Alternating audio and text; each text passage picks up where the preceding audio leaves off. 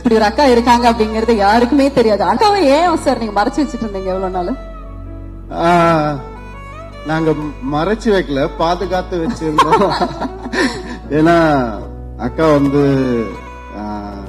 எனக்கு அவங்க ஃப்ரெண்டு தான், வேற எதுவுமே கிடையாது, ஃப்ரெண்டு தான். நாங்க சின்ன வயசுல இருந்து பொம்மைக்கு அடிச்சுப்போம். அதுக்கப்புறம் வந்துட்டு அம்மா சாப்பிட்ட காபி டம்ளர்ல வந்துட்டு நாங்க சாப்பிடணும் அப்படின்னு சொல்லி மோதிப்போம் ரெண்டு பேரும்.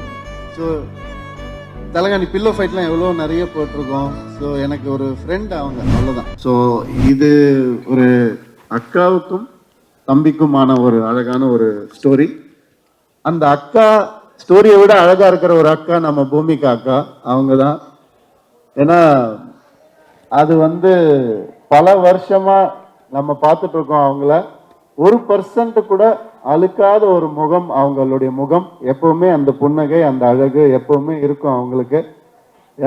நான் வந்து என் ஃப்ரெண்ட்ஸுக்கெல்லாம் கூப்பிட்டு சொன்னேன், இந்த மாதிரி பூமிகா மேம் வந்து அக்காவா நடிக்க போறாங்கன்னா எல்லாரும் கத்துனாங்க, என்ன யாரு அக்கா, அவங்கள அக்கா ஆக்கிடுயா நீ அப்படின்னு சொல்லி கத்துனாங்க. இதே மாதிரிதான் என்னை வந்து எம் குமரன் படத்துல நதியாமா மேடம் வந்து அம்மாவா நடிக்க போறாங்க எனக்குன்னு சொன்னப்ப பயங்கரமா கத்துனாங்க என்ன. பட் இந்த படத்துல அவங்களுடைய பெர்ஃபார்மன்ஸ் எக்ஸ்ட்ராடனரியா இருக்கும்.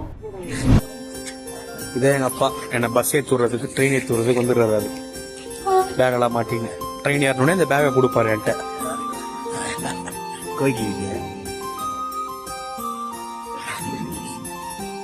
ட்ரெயின் வருது.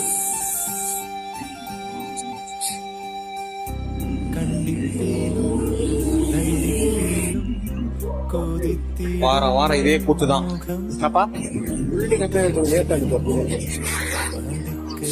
ஏறி போற வாரம் வாரம் சென்னைக்கு இதே மாதிரி தான் ட்ரெயினை கூடுவாரு அப்பா.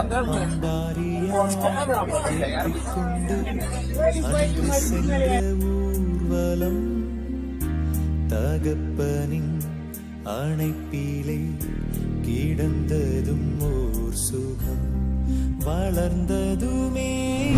ஆமா, சில பெரிய புளிய மரம் ரொம்ப ஏஜ்டு. அது இந்த புளிய மரம் எங்களுக்கு பெரிய லெவல்ல ஞாபகம் வருது. சாப்பிட்றது சாப்பாடு அங்கே லைன்ல போய் வாங்கிட்டு வந்து இது கீழே உட்காந்து தான் சாப்பிடுவோம், சாப்பாடு சாப்பிடுவோம். பனைமரத்துக்கும் எனக்கு நிறைய கனெக்டிவிட்டி இருக்கு. பனைமரத்தை நாங்கள் வந்து எதையுமே விடுறதில்லை. பிஞ்சு விட்டதுலேருந்து சுற்றி பார்க்குறது.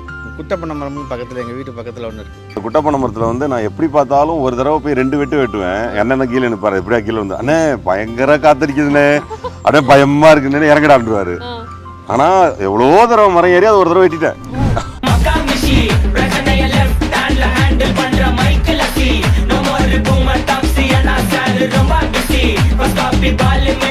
ரொம்ப